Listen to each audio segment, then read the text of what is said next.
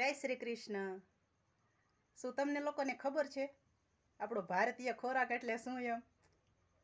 ચલો પહેલા જણાવો, યાદ કરો મગજમાં કે ભારતીય ખોરાક એટલે કયો એમ।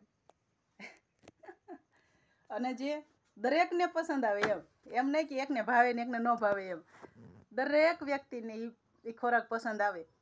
અને WHO ની ટીમે પણ એની ઉપર રિસર્ચ કર્યું અને તમામ પોષક તત્વો એ ખોરાકમાં મળે છે। મગજમાં આવ્યું કે એ ખોરાક કયો છે એમ? જે જાજે ભાગે આપણે ગમે ત્યાં તીરથધામમાં જાવીને પ્રસાદીમાં હોય, આપણા ઘરે મહેમાન આવે ત્યારે આપણે પણ બનાવતા હોય, નથી આવતો ને મગજમાં?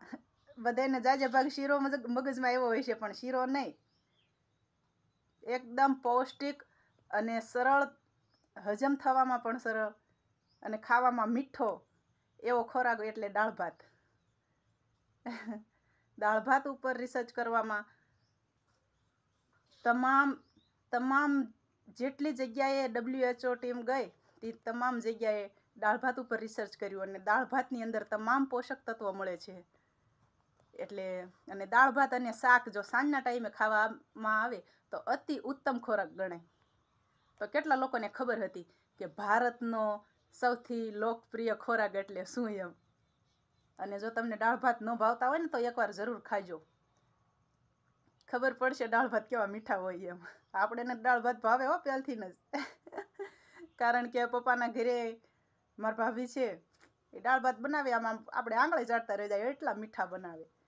અને એમના તો હાથમાં જ અન્નપૂર્ણામાં વસે છે। દરેક વસ્તુ બનાવીને ગમે તે શાકભાજી બનાવે કે ગમે તે કાંઈ પણ મીઠાઈ બનાવે એટલે મીઠી જ બને એમના હાથની વસ્તુ એમ।